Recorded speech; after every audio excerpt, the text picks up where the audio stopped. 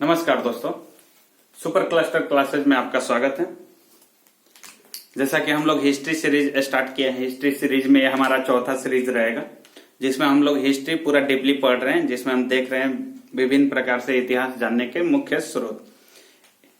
इससे पहले हम लोग लास्ट सीरीज में हम लोगों ने देखा था वेदांगों के विषय में, उपनिषदों के विषय में, महापुराण, महाकाव्य, उस सब के माध्यम से हम लोग इतिहास जानने का प्रयास किए थे। ठीक है, आज का जो हमारा सीरीज रहेगा इसमें विदेशी यात्रियों का यात्रा वृत्तांत रहेगा। ठीक है, विदेशी यात्रियों का यात्रा वृत्तांत का मतलब होता है कि कोई भी विदेशी जब भारत घूमने आया तो अपने भाषा में उस जगह के यानी कि भारत के विषय में क्या लिखा है, अगर कुछ लिखता है तो उसको यात्रा वृत्तांत कहते हैं। अगर हम लोग भी किसी दूसरे देश में जाते हैं, अगर वहां का जगह अगर हम लोग को अच्छा लगता है या खराब लगता है, उसके विषय में हम लोग किसी डायरी में या किसी बुक में लिखते हैं तो हमारा यात्रा वृत्तांत हो गया। ठीक है, तो यात्रा वृत्तांत का मतलब वही होता है। तो सबसे पहले हम जानने का प्रयास करेंगे कि यात्रा वृत्तांत हम लोग किन किन भागों में बांट के पढ़ेंगे। तो देखिए, विदेशी यात्रियों का जो यात्रा वृत्तांत है उसको हम 3 भागों में बांट के पढ़ेंगे। इससे पहले हम लोग साहित्यिक स्रोत, इतिहास के स्रोत में हम लोग देख रहे थे। सबसे पहले साहित्यिक स्रोत, उसके बाद यात्रा वृत्तांत, विदेशी यात्रियों का यात्रा वृत्तांत, उसके बाद हम लोग देखेंगे पुरातात्विक स्रोत। ठीक है, तो हम लोग तो साहित्यिक स्रोत देख चुके हैं, साहित्यिक स्रोत हमारा कंप्लीट हो गया। जिन्होंने पिछला वीडियो नहीं देखा है, प्लीज उनसे रिक्वेस्ट है कि आप जाइए हमारे प्ले लिस्ट में, वहां से पिछला जो 3 सीरीज है उसको कंप्लीट कीजिए। वो वीडियो कंप्लीट करने के बाद इस वीडियो को देखिएगा तो आपको सब कुछ समझ में अच्छा से आएगा। ठीक है, और ये 1 लाइनर एग्जाम के लिए बहुत ही इंपॉर्टेंट सीरीज है, क्योंकि ये मुख्य स्रोत से हमेशा क्वेश्चन पूछ दिया जाता है। बीपीएससी हो गया, यूपीपीसीएस हो गया, ये सब में हम 1 लाइनर में देखिए हमेशा पीटी में क्वेश्चन पूछा गया है। तो इसलिए जरूरी है कि आप लोग वो पूरा तीनों सीरीज देखिए और जितना कंटेंट है पूरा कंटेंट को याद करने का प्रयास कीजिए। ठीक है, जहां ट्रिक की जरूरत होगी वहां हम ट्रिक बताएंगे आपको, जहां पे नहीं याद करने की जरूरत होगी वो भी बताएंगे कि नहीं याद करना है, उतना फोकस नहीं। जानकारी के लिए अगर बता रहे हैं तो हम बता देते हैं पहले कि जानकारी के लिए समझ लीजिए, लेकिन इससे पहले जो 3 सीरीज है प्लीज वो देख के आइए और इसके बाद ये क्लास कीजिए, आपको सब कुछ समझ में अच्छा से आएगा। चलिए देखिए, हमारा इतिहास जानने का साहित्यिक स्रोत समाप्त हो गया, जिसमें हम 4 वेदों को देखे हैं, उपनिषद, महापुराण, महाकाव्य, ये सब हम लोग देख चुके हैं। अब हम लोग देखेंगे विदेशी यात्रियों का यात्रा वृत्तांत। ठीक है, अब विदेशी यात्रियों के यात्रा वृत्तांत में हम लोग 3 भाग में बांट के पढ़ेंगे। ठीक है,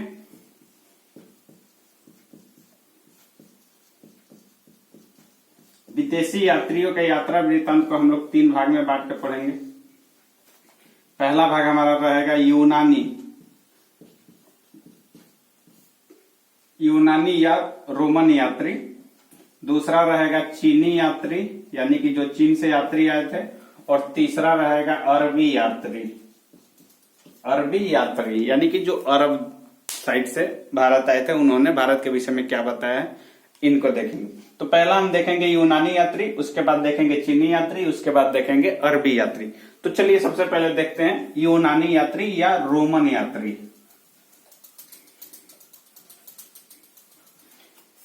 अब पहला हमारा है यूनानी लेखक, यानी कि यूनानी या रोमन कहिए, जो भारत आए थे उन्होंने क्या लिखा है, कौन से पुस्तक लिखा है, उसमें क्या बताया, उसको हम देखते हैं। तो सबसे पहले देखिए, सबसे पहले नाम आता है हेरोडोटस का।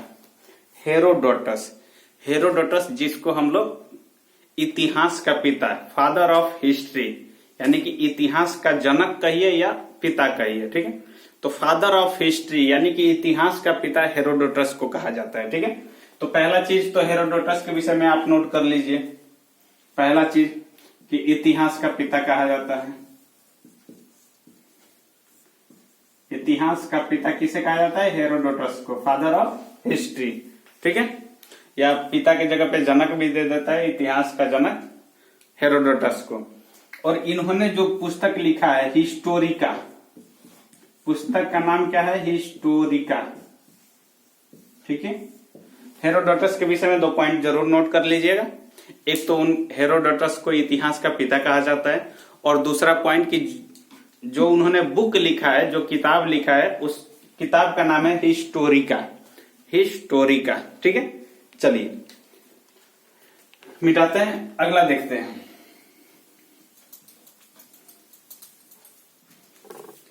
अगला पॉइंट है हमारा नियाकस, आनेसिक्रेटस और अरिस्टोबुलस। नियाकस, आनेसिक्रेटस और अरिस्टोबुलस। देखिए ये तीन ऐसे लेखक हैं जो सिकंदर के साथ भारत आए थे। कौन, किसके साथ? सिकंदर। सिकंदर जिसने विश्व विजेता का ख्वाब देखा था, ठीक है, जो विश्व विजेता का ख्वाब देखा था सिकंदर, उसी सिकंदर के साथ ये तीन लेखक आए थे। कौन कौन से? नियाकस, आनेसिक्रेटस और अरिस्टोबुलस, ठीक है। तो आप इसमें नोट कर लीजिएगा कि सिकंदर के साथ तीन लेखक भारत आए थे, जिनका नाम नियाकस, आनेसिक्रेटस और अरिस्टोबुलस था, ठीक है। तो ये सिकंदर के साथ भारत आए थे। इनके रचना के विषय में कोई विशेष जानकारी नहीं मिलता है, लेकिन ये भारत आए थे, लेकिन इनका जो प्रमुख रचना है उस रचना का कोई साक्ष्य नहीं मिला है, ठीक है। चलिए अगला पॉइंट है हमारा मेगास्थनीज। देखिए ये बहुत इंपॉर्टेंट है मेगास्थनीज। मेगास्थनीज के विषय में सबसे पहला चीज,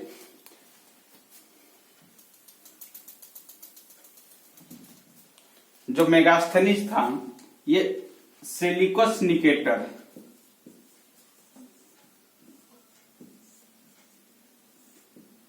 सेल्यूकस निकेटर, मेगास्थनीज जो था सेल्यूकस निकेटर का राजदूत था, ठीक है। तो मेगास्थनीज के विषय में पहला पॉइंट नोट कीजिएगा कि मेगास्थनीज सेल्यूकस निकेटर का राजदूत था, ठीक है। दूसरा पॉइंट कि इसने इंडिका नामक पुस्तक लिखा है। इंडिका, इसने इंडिका नामक पुस्तक लिखा है, ठीक है। मेगास्थनीज जो कि सेल्यूकस निकेटर का राजदूत था, इसने इंडिका नामक पुस्तक लिखा है। और ये भारत आया किसके शासनकाल में था? तो चंद्रगुप्त मौर्य, चंद्रगुप्त मौर्य, यानी कि मेगास्थनीज जो था चंद्रगुप्त मौर्य के शासनकाल में भारत आया था, ठीक है, यानी कि मगध पहुंचा था, ठीक है। चलिए अगला पॉइंट इसमें नोट कीजिएगा कि इंडिका में आखिर है क्या, इंडिका में क्या लिखा गया है। तो इंडिका में मौर्यकालीन, जब मौर्यकाल में आया है तो मौर्यकाल की जानकारी देगा। ये तो मैंने कॉमन सेंस की बात है कि जब मौर्यकाल में आया है तो अगर वो कुछ भी लिखेगा तो मौर्यकाल के विषय में लिखेगा कि यहाँ का समाज कैसा है, यहाँ का व्यवस्था कैसा है ना। तो जब मेगास्थनीज भारत आया, मेगास्थनीज भारत आया तो जो इंडिका पुस्तक लिखा है, इंडिका नाम का जो पुस्तक लिखा है उसमें मौर्यकालीन समाज की चर्चा की गई है, ठीक है। तो इसमें आप लोग नोट कर लीजिएगा कि इंडिका में मौर्यकालीन समाज का जिक्र किया गया है, मौर्यकालीन व्यवस्था का जिक्र किया गया है, ठीक है। चलिए अगला पॉइंट देखते हैं।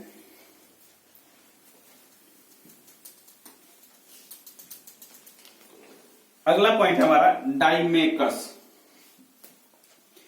डाइमेकस यहां सबसे पहले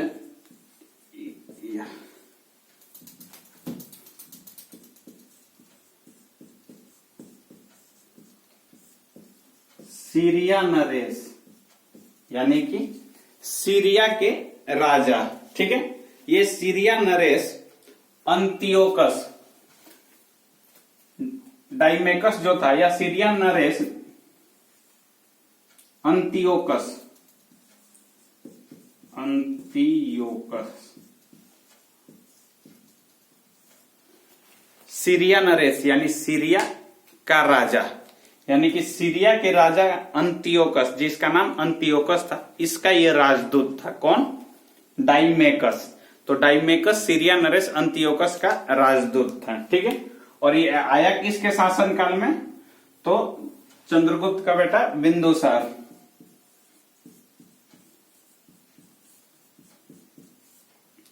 यानी कि ये बिंदुसार के शासनकाल में आया था। कौन? डाइमेकस। ठीक है, तो डाइमेकस के विषय में 2 पॉइंट आप लोग नोट कर लीजिएगा कि डाइमेकस जो था सीरिया नरेश अंतियोकस का राजदूत था, और दूसरा कि ये बिंदुसार के शासनकाल में भारत आया था। ठीक है, चलिए अगला पॉइंट देखते हैं।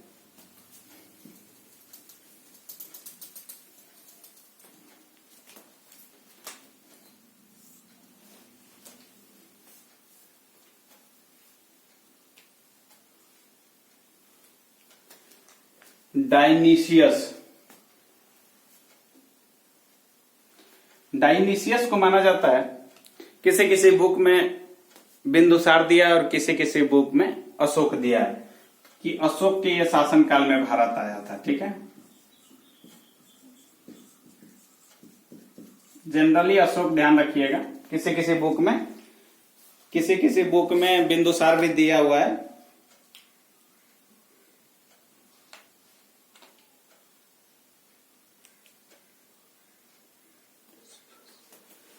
चलिए, तो ये अशोक के शासनकाल में आया था। ठीक है, तो इसने भी अपना जो भी रचना किया हो उसमें मौर्यकालीन साम्राज्य का जिक्र किया गया। ठीक है, चलिए अगला पॉइंट देखते हैं। प्लिनी।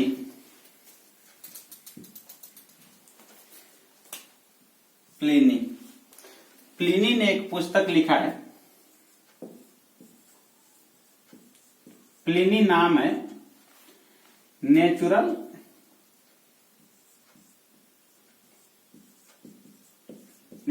हिस्टोरिका। नेचुरल हिस्टोरिका है,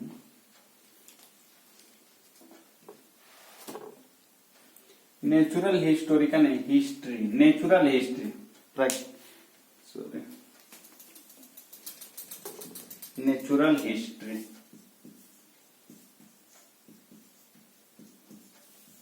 प्लिनी, देखिए हम प्लिनी के विषय में देख रहे हैं। प्लिनी ने नेचुरल हिस्ट्री नामक एक पुस्तक लिखा है, जिसमें भारत में पेड़ पौधे, खनिज संसाधन आदि और भारत के भूगोल के विषय में बताया गया है। ठीक है, नेचुरल हिस्ट्री, जिसकी रचना किसने किया था? प्लिनी ने किया था। तो प्लिनी ने नेचुरल हिस्ट्री नामक, यानी कि नेचुरल हिस्ट्री नामक जो पुस्तक लिखा है उसमें भारत के पेड़ पौधे, खनिज संसाधन और भारत के भूगोल की जानकारी दी गई है। ठीक है, चलिए आप लोग ये पॉइंट नोट कर लीजिएगा प्लिनी में। अगला आता है हमारा टालमी। टालमी ने जियोग्राफी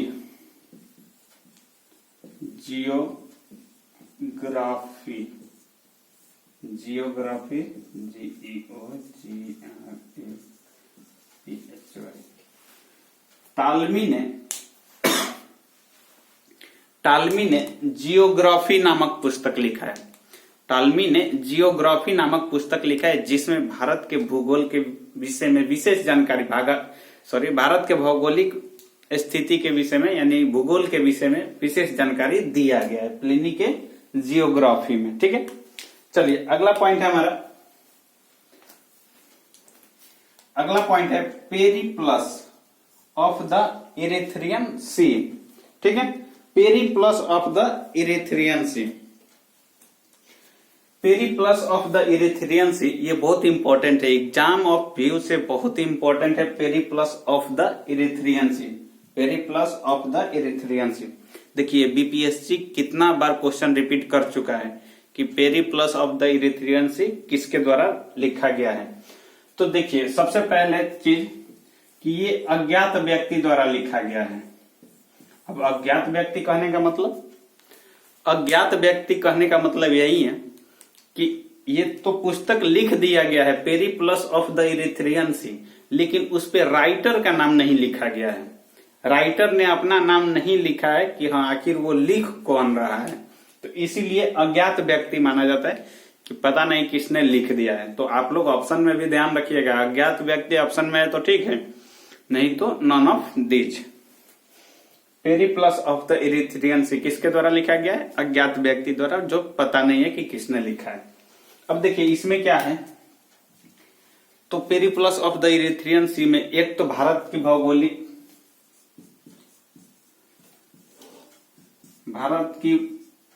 भारत की भूगोल के विषय में, और दूसरा कि भारत में व्यापार, यानी भारत में कौन कौन वस्तुओं का व्यापार हो रहा है, तो व्यापारिक वस्तुओं का भी जिक्र किया गया है पेरिप्लस ऑफ द इरिथ्रियन सी भारत के संदर्भ में। ठीक है, तो ये पॉइंट भी आप लोग नोट कर लीजिए। इसके बाद अब हम देख रहे हैं चीनी यात्री। ठीक है, अब ये हमारा हो गया यूनानी लेखक कहिए या रोमन लेखक कहिए, रोमन लेखक कहिए, सीरीज हमारा खत्म। अब आगे देख रहे हैं हम लोग चीनी यात्री का यात्रा वृत्तांत। अगला पॉइंट देख रहे हैं हम चीनी यात्री, यानी कि चीनी यात्री जो आए वो भारत के विषय में क्या कहा है उनको हम देखते हैं। तो देखिए, सबसे पहला पॉइंट चीनी यात्री में ध्यान रखिएगा कि चीनी यात्री जो भी आए वो बौद्ध भिक्षु कहलाए, यानी कि बौद्ध भिक्षु का मतलब होता है कि बौद्ध धर्म को मानने वाले या बौद्ध धर्म में कुछ ज्यादा ही विश्वास करने वाले, यानी धार्मिक टाइप के लोग। हाँ, बौद्ध धर्म के धार्मिक टाइप का लोग मान लीजिए, तो उनको बौद्ध भिक्षु कहा गया है। ठीक है, तो जो भी चीनी यात्री आएंगे वो बौद्ध भिक्षु होंगे। ठीक है, तो देखिए सबसे पहला नाम आता है फाहियान। सबसे पहला नाम आता है फाहियान का। ठीक है, अब देखिए फाहियान जब आता है भारत में आता है, तो भारत में चंद्रगुप्त विक्रमादित्य या चंद्रगुप्त द्वितीय, चंद्रगुप्त द्वितीय, इसको द्वितीय पढ़िए, इन्हीं का नाम है चंद्रगुप्त विक्रमादित्य। चंद्रगुप्त विक्रमादित्य। ठीक है, तो फाहियान चंद्रगुप्त विक्रमादित्य के शासनकाल में भारत आता है। ठीक है, अगला पॉइंट कि जो फाहियान था ये प्रथम चीनी यात्री हुआ। भारत आने वाला प्रथम चीनी यात्री फाहियान था। तो ये फाहियान में आप लोग नोट कर लीजिएगा कि ये प्रथम चीनी यात्री था जो भारत आया, और इसने चंद्रगुप्त विक्रमादित्य या चंद्रगुप्त द्वितीय के शासनकाल में भारत आया था। इसने अपनी रचना में, यानी कि फाहियान ने अपनी रचना में एमपी का जिक्र किया है। एमपी यानी कि मध्य प्रदेश के समाज के विषय में, कला एवं संस्कृति के विषय में ये बताया है। ठीक है, तो एमपी का जिक्र किया है, यानी कि मध्य प्रदेश के विषय में बताया है कौन? फाहियान ने। ठीक है, चलिए अगला पॉइंट है हमारा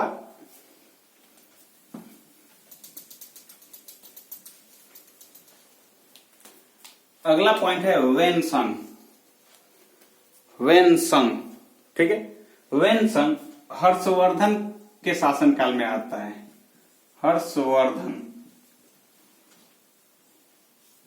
वेनसंग जो है वो हर्षवर्धन के शासनकाल में भारत आता है। ठीक है, पहला पॉइंट वेनसंग के विषय में कि वेनसंग हर्षवर्धन के शासनकाल में भारत आता है, और वेनसंग ने अपनी जो रचना किया है उसका नाम है सीयूकी। ठीक है, सीयूकी, यानी कि वेनसंग ने जो रचना किया है, पुस्तक जो लिखा है, उसका नाम दिया गया है सीयूकी। ठीक है, तो इसने कौन सा पुस्तक लिखा है? सीयूकी। अब देखिए वेनसंग जो है ना, वेनसंग जब मगध आया था तो इसने नालंदा विश्वविद्यालय में पढ़ाई भी किया था लगभग 6 वर्षों तक। तो वेनसंग 6 वर्षों तक लगभग नालंदा विश्वविद्यालय में अध्ययन किया है, यानी कि पढ़ाई किया है। दूसरा चीज कि जो वेनसंग है इसको यात्रियों का राजकुमार कहा जाता है। यात्रियों का राजकुमार।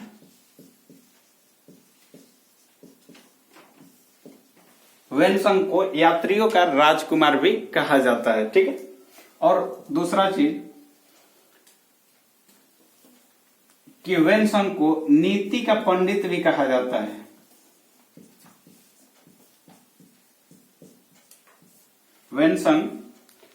वेनसंग जो कि हर्षवर्धन के शासनकाल में भारत आता है, उसकी रचना जो है सीयू की है। ये लगभग 6 वर्षों तक नालंदा विश्वविद्यालय, जो कि पहले मेन जो शिक्षा का केंद्र हुआ करता था, नालंदा विश्वविद्यालय, जिसको बाद में बख्तियार खिलजी ने नष्ट कर दिया, तो वही नालंदा विश्वविद्यालय में 6 वर्षों तक इसने अध्ययन किया था। ठीक है। और दूसरा चीज कि जो वेनसंग है, वेनसंग को यात्रियों का राजकुमार कहा जाता है और वेनसंग को नीति का पंडित भी कहा जाता है। इसको यात्रियों का राजकुमार क्यों कहा जाता है कि लगभग हमारा जो भारत है,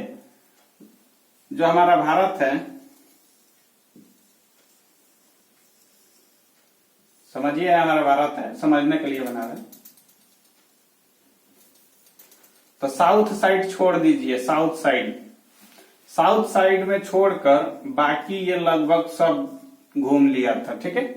यानी जो हमारा भारत है, आज का भारत नहीं, प्राचीन काल की भारत, तो माने साउथ साइड समझिए कि हमारा छोड़ के बाकी पूरा हमारा भारत घूम लिया था। ठीक है। चलिए, तो इसलिए इसको यात्रियों का राजकुमार कहा जाता है। ये ऐसा यात्री हुआ कि जो कि पूरा भारत का लगभग भ्रमण किया, साउथ साइड थोड़ा छोड़ के। ठीक है। चलिए, अगला पॉइंट है हमारा, मिटाते हैं इसको।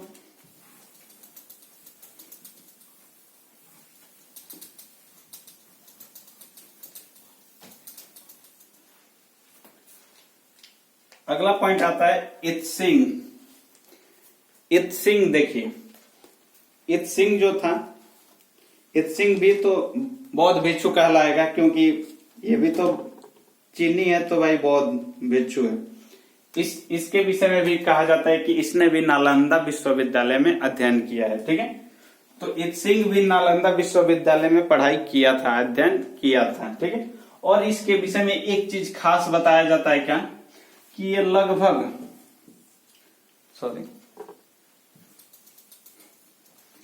इसके विषय में एक चीज बस खास बताया जाता है कि जो बौद्ध ग्रंथ का त्रिपिटक है, बौद्ध ग्रंथ का त्रिपिटक पता होगा, सुत्त पिटक, विनय पिटक और अभिधम्म पिटक, बौद्ध धर्म के 3 पिटक कहलाते हैं। तो जो बौद्ध ग्रंथ था त्रिपिटक का लगभग 400 फोटोकॉपी, यानी 400 पन्नों का फोटोकॉपी इसने लेके गया था अपने साथ में। ठीक है। इसके विषय में एक इंटरेस्टिंग चीज बताया जाता है कि ये तो नालंदा विश्वविद्यालय में पढ़ाई भी किया था, अध्ययन किया था नालंदा विश्वविद्यालय में। इसने त्रिपिटक का लगभग 400 फोटोकॉपी लेके अपने साथ चीन गया था। ठीक है। चलिए, ये हो गया हमारा चीनी यात्री। और चीनी यात्री जो भी आए थे, उन्होंने यानी कि जिस समय आए हैं उस तो राजवंश का भाई जिक्र करेंगे ही अपने रचना में। ठीक है। तो ये पॉइंट आप लोग ध्यान रखेंगे इत्सिंग के विषय में कि त्रिपिटक का 400 फोटोकॉपी, क्योंकि ऑनलाइनर क्वेश्चन में डायरेक्ट पूछ दिया जाता है कि त्रिपिटक का प्रतियां यानी 400 प्रतियां का मतलब फोटोकॉपी ले जाने वाला बौद्ध भिक्षु कौन सा था या चीनी यात्री कौन सा था, तो इत्सिंग आप लोग ध्यान रखेंगे। चलिए, अगला, अब हमारा चीनी यात्री का यात्रा वृत्तांत समाप्त हो गया। अब आता है हमारा अरबी यात्रियों का यात्रा वृत्तांत। ठीक है। अरबी यात्री यानी कि अरब साइड से, खाड़ी देश जो है हमारा, अरब साइड से जो भी यात्री भारत आए, उन्होंने भारत के विषय में क्या बताया, उनके विषय में अब देखेंगे। ठीक है। चलिए, देखिए, अरबी यात्री जो भी भारत आए, सबसे पहले उन्होंने जो रचना किया है वो अरबी भाषा में किया है। तो एक तो रचना करने का उनका जो भाषा था वो तो अरबी था। ठीक है। यानी भाषा जो उन्होंने रचना किया है, रचना किस भाषा में किया है, तो अरबी भाषा में। ठीक है। अब अरबी भाषा में 2 नाम आता है, यानी अरबी यात्री में 2 नाम फेमस है। अल बरूनी, देखिए अल बरूनी, ठीक है, बहुत इंपॉर्टेंट है अल बरूनी एग्जाम ऑफ व्यूज से। ठीक है। अल बरूनी ने ये मोहम्मद गजनवी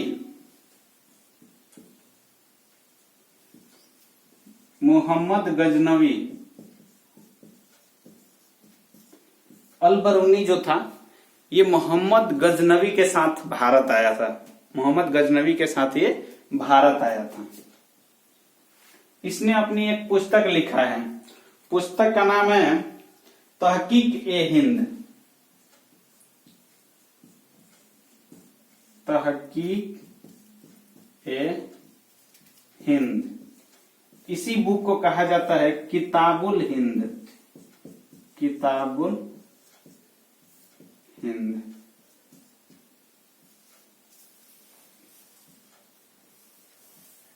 ठीक है, तहकीक ए हिंद इनकी जो अल बरूनी है, अल बरूनी की प्रमुख रचना है तहकीक ए हिंद, जिसको किताबुल हिंद भी कहा जाता है। ठीक है, इसका हिंदी में अनुवाद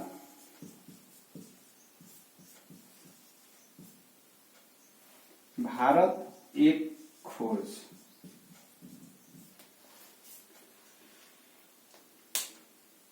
भारत एक खोज नहीं, भारत की खोज।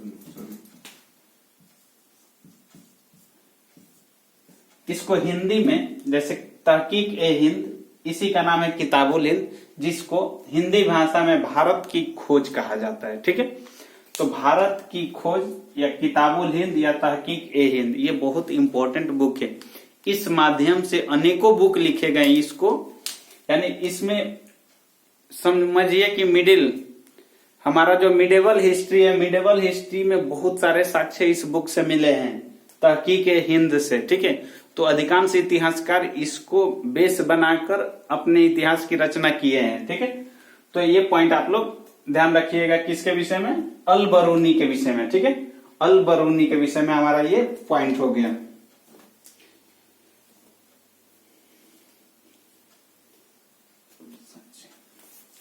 एक पॉइंट छूट रहा है,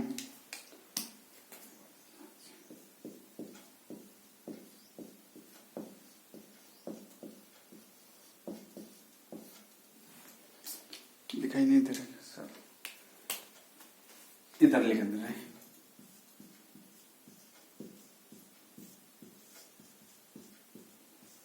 एडवर्ड सांची, एडवर्ड सांची ने किताबुल हिंद जो है यानी तहकीक ए हिंद जो है, तहकीक ए हिंद का इंग्लिश में अनुवाद किया था। कौन? एडवर्ड सांची। एडवर्ड सांची ने पहली बार किताबुल हिंद को इंग्लिश में अनुवाद किया था। तो ये पॉइंट भी आप लोग ध्यान रखेंगे।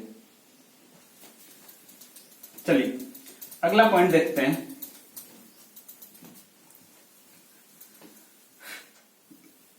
अगला पॉइंट है हमारा इब्न बतूता। अगला जो अरबी यात्री आया वो इब्न बतूता। इब्न बतूता ने पुस्तक एक लिखा रेहला, जिसके पुस्तक का नाम है रेहला। ये भी अरबी भाषा में लिखा गया पुस्तक है। ठीक है,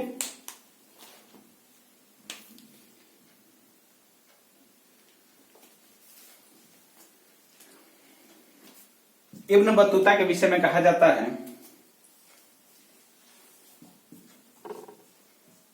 मोहम्मद बिन तुगलक। इब्न बतूता के विषय में पहला चीज कि रेहला नामक पुस्तक लिखा है, ये भी अरबी भाषा में, रेहला भी जो लिखा गया है अरबी भाषा में है। इसके और इब्न बतूता के विषय में बताया जाता है कि दिल्ली सल्तनत का सम्राट जो कि मोहम्मद बिन तुगलक जो कि तुगलक वंश का शासक था, इसने दिल्ली का काजी नियुक्त किया। इब्न बतूता को दिल्ली का काजी नियुक्त किया था। दिल्ली का काजी, इब्न बतूता को दिल्ली का काजी नियुक्त किया था। तो वन लाइनर एग्जाम में आपसे डायरेक्ट पूछ दिया जाएगा कि किस सुल्तान ने इब्न बतूता को दिल्ली का काजी नियुक्त किया था, तो मोहम्मद बिन तुगलक। ध्यान रखेंगे, मोहम्मद बिन तुगलक ने दिल्ली का काजी नियुक्त किया था इब्न बतूता को। और दूसरा चीज कि कुछ समय बाद उसने उसको राजदूत बना लिया, यानी इब्न बतूता को अपना राजदूत बना लिया। कौन? मोहम्मद बिन तुगलक। और राजदूत बनाकर उसको चीन भेज दिया, यानी कि राजदूत के रूप में उसे चीन भी भेजा गया था। किसे? इब्न बतूता को। ठीक है, तो ये पॉइंट भी आप लोग इब्न बतूता में नोट कर लीजिएगा। हमारा विदेशी यात्रियों का यात्रा वृत्तांत यहाँ पे समाप्त होता है। अब नेक्स्ट वीडियो से हमारा स्टार्ट हो जाएगा स्टोन एज यानी कि पाषाण काल। अब हम यहाँ से पूरा डीपली स्टोरी के रूप में चले जाएंगे। ठीक है, अब हमारे मेन इतिहास का जो सीरीज है अब शुरू होगा। ठीक है, अभी तक तो इतिहास का परिचय था कि इतिहास पढ़ने के कौन कौन से हमारे पास स्रोत हैं, कौन कौन से साक्ष्य हैं। तो अभी तो हमारा साहित्यिक स्रोत खत्म हो गया, साहित्यिक स्रोत और विदेशी यात्रियों का यात्रा वृत्तांत समाप्त हो गया। अब हमारा यहाँ से स्टार्ट हो जाएगा पुरातात्विक स्रोत। अब पुरातात्विक स्रोत के माध्यम से हम लोग आगे इतिहास को देखेंगे और पूरा कहानी के माध्यम से पढ़ते जाएंगे, वो भी पूरा डीपली। जो एग्जाम और व्यूज से ज्यादा इंपॉर्टेंट है, हम लोग उस पर फोकस ज्यादा करेंगे। ठीक है, आशा करते हैं कि ये वीडियो भी आप लोग को अच्छा लगेगा। ठीक है, अब नेक्स्ट वीडियो में हम लोग पढ़ेंगे अपना स्टोन एज यानी कि पाषाण काल, पत्थर का काल। ठीक है, चलिए वीडियो देखने के लिए धन्यवाद। आप लोग पढ़ाई लिखाई अच्छा से कीजिए और जी जान लगा के मेहनत कीजिए दोस्तों, बहुत जरूरी है पढ़ाई लिखाई करना। ठीक है, और अगर वीडियो आप लोग को अच्छा लगा हो तो लाइक शेयर सब्सक्राइब जरूर कीजिएगा और कमेंट भी कीजिएगा अगर आप लोग को अच्छा लगे तो।